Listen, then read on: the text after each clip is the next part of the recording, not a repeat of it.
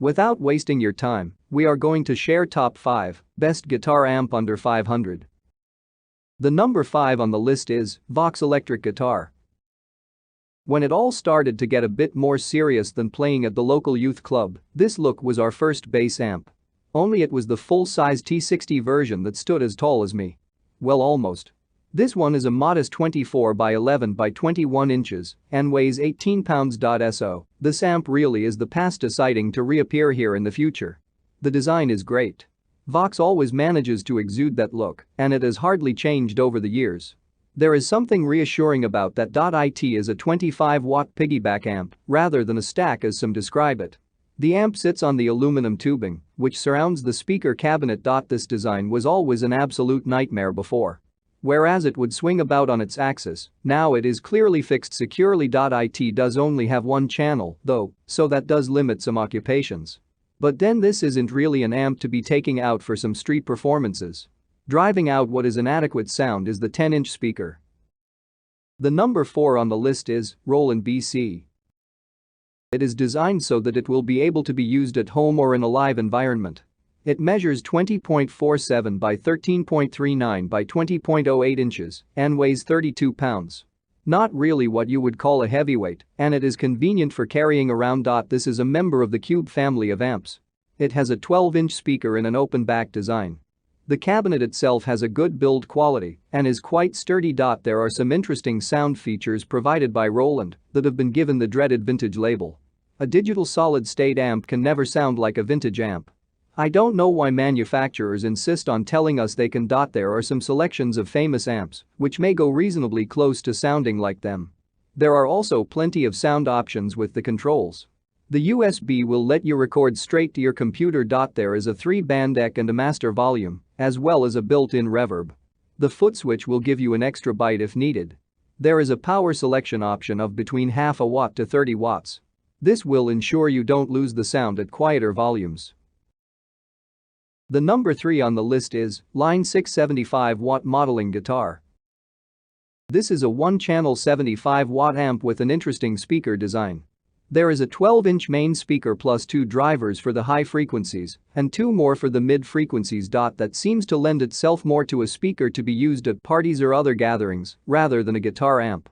To add to that idea is the Bluetooth facility, which will allow you to stream in music and playlists. The amp can be controlled at a very basic level from the amp itself. There are drive, bass, mid and treble controls and also a control for effects. There are 4 built-in presets. However, to get the best from this amp, you will need to use the app. It is there that the majority of the tone and sound shaping options are available. It is quite compact, measuring 12.7 by 17.5 by 8 inches and weighing 20 pounds. We mentioned earlier about live gigs. We would think it is not the most suitable for that environment.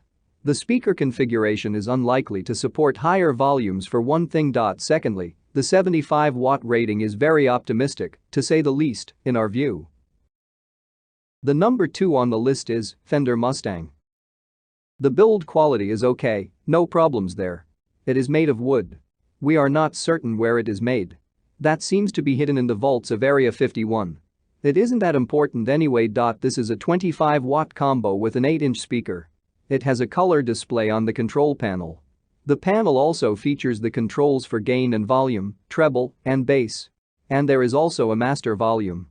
Furthermore, there is a USB port, a jack input, a headphone output, and a socket for a foot switch. There are 30 presets covering a wide range of tones and sound options.